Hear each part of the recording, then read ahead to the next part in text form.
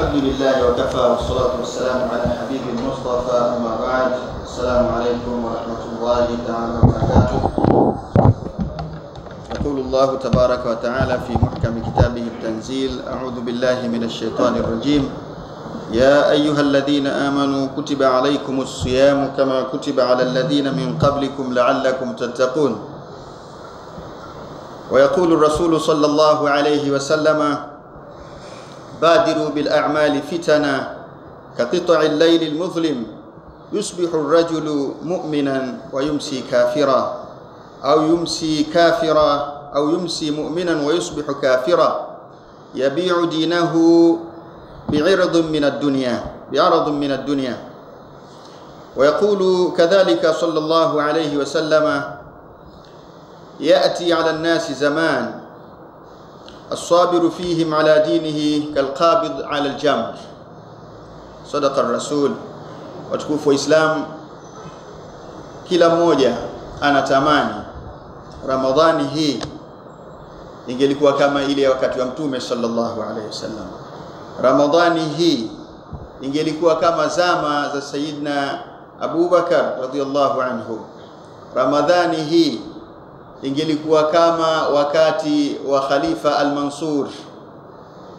Ramadhani hii ingelikuwa kama wakati wa kiongozi Suleiman al-Qanun, wakati khilafa ya Kiislamu, serikali ya Kiislamu ilipomaliza katika mji wa Uturuki, Istanbul. Kila mmoja anatamani Ramadhani hizi zilizomo katika zama zetu hizi ingelikuwa kweli kuna mazingira ya kiimani na uchamungu, lakini yako wapi hayo? Ni matamanio yetu tu. Huu mtukufu wa Ramadhani hali unaikuta ni tofauti. Hii ni athari ya kuitenganisha dini na maisha, athari ya kumgawa mwanadamu, kwamba mwanadamu huyu kuna ana upande wa kiroho na upande wa kimada, upande wa vitu, upande wa dunia, upande wa mwili wake wa kupata starehe zake.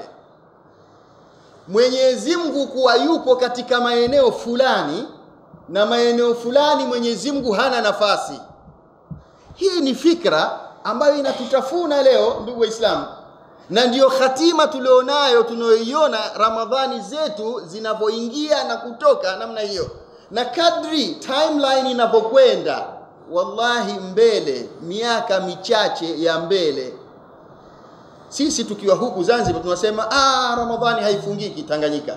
Wallahi na hapa tutakuja watu watatuambia vile vile kwamba Ramadhani Zanzibar haifungiki. Katika hali kama hii tulionayo, zitakuja zama hizo, bali si hapa, miji ya Kiislamu kauli itakuwa ndiyo hiyo, Ramadhani haifungiki. Mtume sallallahu alayhi wasallam anatuambia, ittaqillaha haithu ma kunt, mche Mwenyezi Mungu, muogope Mwenyezi Mungu popote ulipo, wakati wowote ule, popote pale ulipo, wakati wowote. Sio katika mwezi fulani na katika miezi fulani mtu afanye anayoyataka.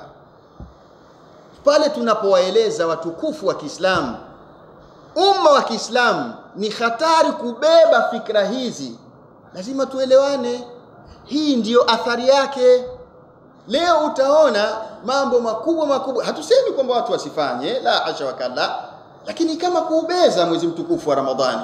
Kwa nini miezi mingine basi iwe ni huria kufanya matamasha makubwa ya kipuuzi, watu kumtukana Mwenyezi Mungu, kutukana dini ya Mwenyezi Mungu, watu kukaa utupu kwenye mastage?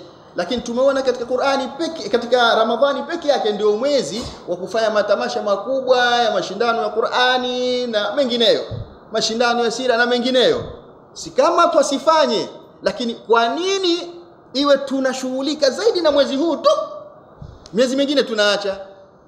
Na kwa nini ndani ya mwezi wa Ramadhani, mwezi huu mtukufu, hatushughuliki na kuinua umma kutokana na mporomoko hapa ulipo? Mwezi wa Ramadhani vimepiganwa vita vya Badr, mwezi wa Ramadhani fathu Makkah, mwezi wa Ramadhani imefunguliwa Palestina na Salahuddin al-Ayyubi, mwezi wa Ramadhani Spain imeanza kufunguliwa. Kwa nini Waislamu tuwe tunashughulika na mambo tu ya kiroho kama yapo kama tulivyosema, lakini kuinua umma, kuleta muamko katika umma, tuone mambo ya vioja.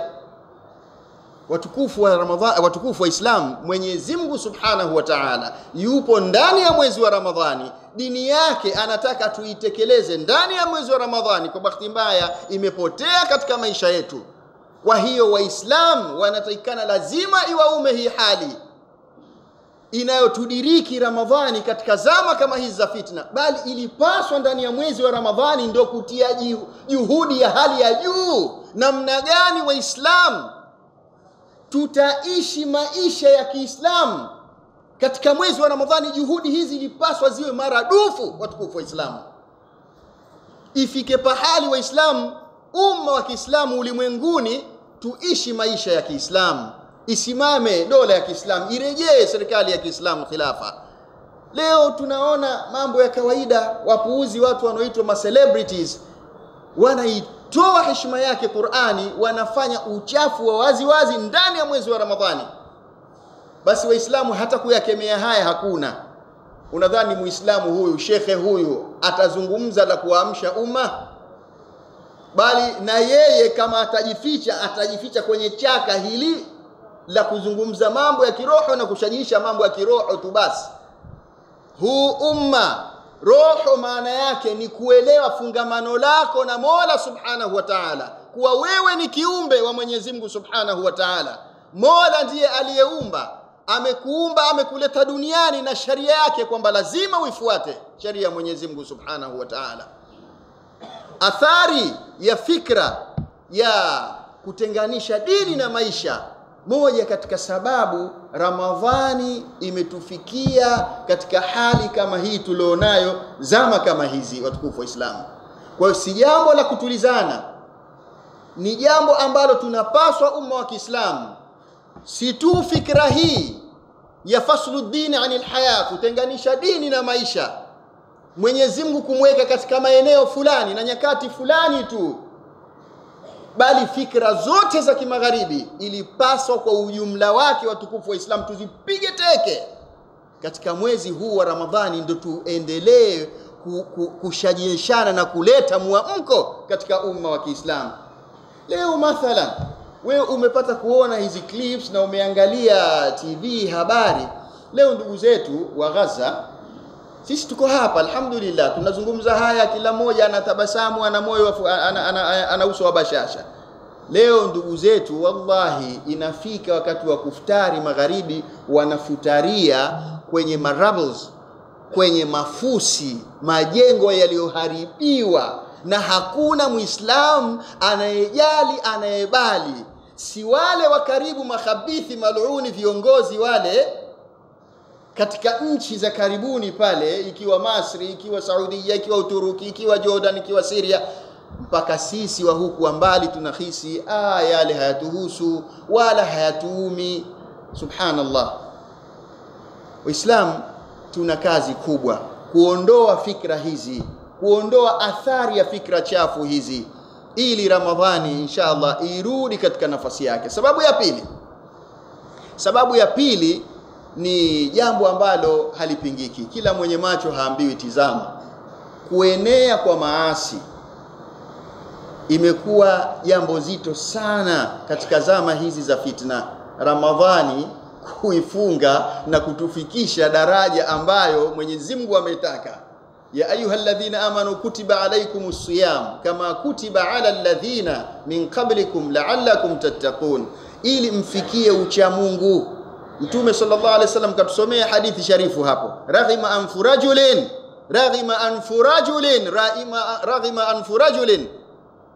man dakhala alayhi Ramadan thumma insalakh qabla an yughfara lahu. Amepata hasara mtu, inaingia Ramadhani na inatoka yuhai mzima wa afya, hajasamehewa dhambi zake. Subhanallah. Watukufu wa Islam, huu ni mwezi wa ibada, huu ni mwezi wa uchamungu. How we wish, tunatamani tufikie hali hii, lakini tukitaka tusitaki, watukufu wa Islam, kuzagaa kwa maasi Zanzibar na miji mingine yote ya Waislamu ulimwenguni ni hatari watukufu wa Islam. Kuzagaa kwa maasi yanayodhaminiwa na nidhamu zilizopo na tawala zilizopo, subhana malikin nas. Hili jambo limepelekea Ramadhani katika zama zetu kuwa nzito, ngumu kweli kweli. Unataka mtu kumaximize, kuongeza mathawabu, usitizame la haramu. Utawezaje ndugu zangu Waislamu? Hapa Unguja utawezaje? Dar es Salaam utawezaje? Katika miji mingine ya Waislamu utawezaje? Ikiwa bara Hindi, ikiwa Saudia, ikiwa Pakistani, ikiwa Masri, utawezaje ndugu Muislamu? Hali imekuwa nzito. Tunawaona akina mama wanatembea wamevaa hawakuvaa, wamevaa viminiskirt. Katika nchi zetu tunasema hao ni watalii, wengine walokuwa wana rangi nyeupe tunasema wazungu, hao ni watalii. Manake kama kwamba wao kutufisidi sisi kutembea namna ile kuwa ni halali. Subhanallah. Hili jambo ni jambo lisilopingika, linadhaminiwa na tawala zilizopo. Wala hatukanwi mtu hapa, wala hatuwezi tukafumbia macho haya. Walilaaniwa walopita kabla yetu sisi Banu Israel. Ilikuwa wakitenda maasi hawakosoani, hawaelezani, hawayaelezi, hawayafunui watu wakayaona kwamba hili ni asi, madhara yake ni haya, athari yake ni hii, na kwa nini likatendwa asi hili.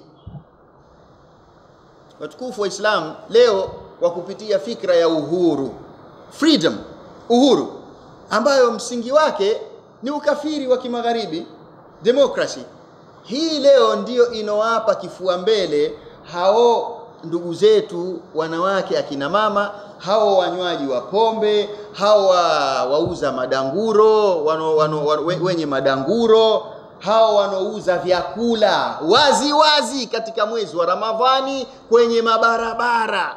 Hapa tutasema tumesalimika, lakini sisi ni umma mmoja. Popote pale linalotendwa linatuuma. Wewe vuka tu hapo ufike Dar es Salaam uone hali halisi ilivyo. Pengine wewe mfanya biashara au na jambo lolote, unafika, sisi ni umma mmoja. Yote haya yanayotendwa yanatuumiza sisi umma wa Kiislamu, watukufu wa Islam.